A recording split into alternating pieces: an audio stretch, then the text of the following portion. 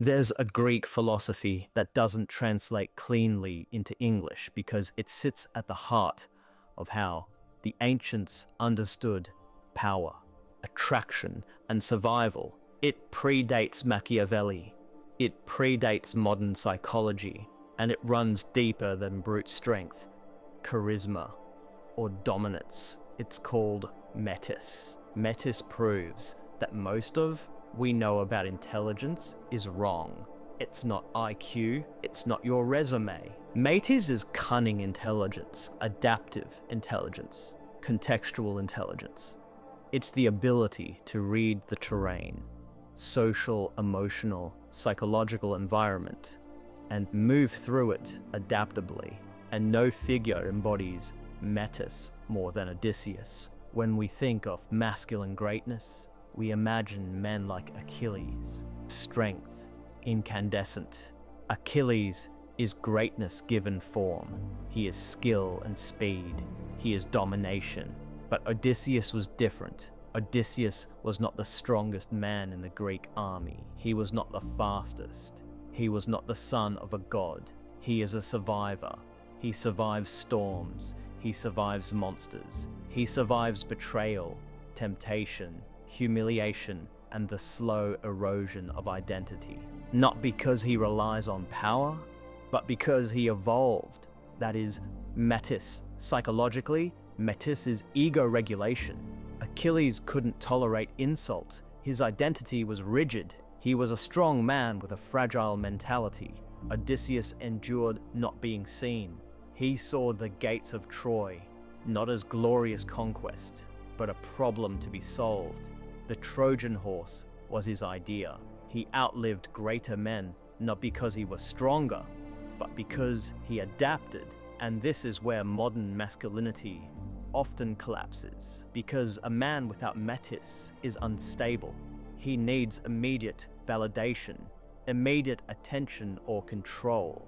He confuses urgency with power. A man without metis is easy to spot. He wants to be seen. He wants to be acknowledged. He wants to be understood. He forces his point. He fills silence. He mistakes volume for authority and speed for decisiveness. Psychologically, this is not confidence. It's anxiety, the embodiment of fear in armor. A man with metis understands timing. He watches, he listens, he gathers information before committing energy. He understands that restraint is not weakness, and that silence is restrained power. Not the dominance of intimidation, but the dominance of self-command. When he acts, the moment is ripe, and that's why his impact lands harder. Palamedes made an enemy of Odysseus. Palamedes was more liked and trusted in the Greek army. Yet Odysseus didn't defeat him with a sword. He destroyed him with metis. Odysseus knew he could not openly fight Palamedes because Palamedes had reputation, status, and credibility. A direct accusation would fail, so Odysseus did something far more dangerous. He manufactured reality. Odysseus forged a letter supposedly written by King Priam of Troy, planted gold in Palamedes' tent, made it appear Palamedes was secretly accepting bribes in exchange for betrayal. Palamedes was tried by the Greek leaders, then condemned and executed. Odysseus never raised his voice, never made a public spectacle, never fought him. He simply shaped the frame. The Greeks do not tell this story to glorify Odysseus. They tell it as a warning. Metis is power, but it is morally neutral. Used well, it brings you home. Used poorly, it corrodes your soul. This is not the masculinity of modern men. This is the masculinity of awareness. Metis asks the questions of how narratives are built, how reputations live and die, how indirect power works. This is even more relevant today because modern culture gives men two equally damaging scripts: dominate and take control.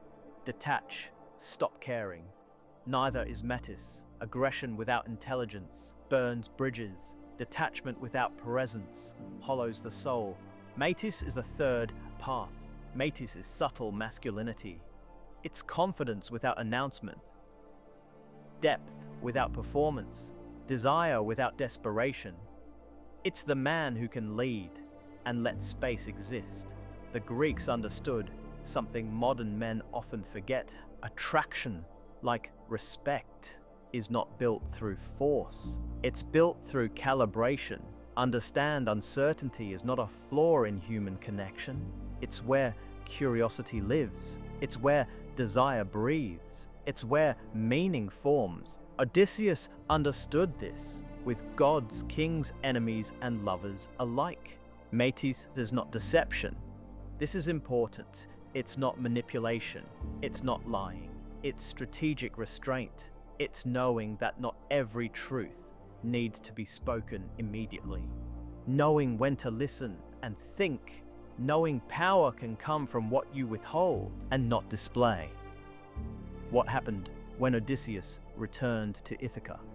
He disguises himself as a beggar. He sharpens his blade. He allows his enemies to underestimate him because their hubris led to their downfall. Metis is more than masculine control. It stems from survival intelligence. It's the understanding that strength without wisdom is pointless, that pride without perception blinds you, that raw force cannot navigate complex systems, whether those systems are social, emotional, or relational.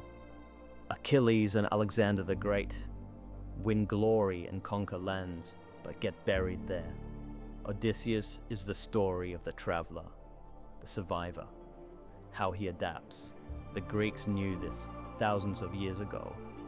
Metis is a state of mind that the greatest of men possess, because that is where true power lies. Not in what you possess or show off to the world, but your cunning and sheer will. If this helped you see things more clearly, please like this video and subscribe for more insights into philosophy and wisdom. I love interpreting ancient ideas in a modern context, and I'd love to hear your thoughts in the comments.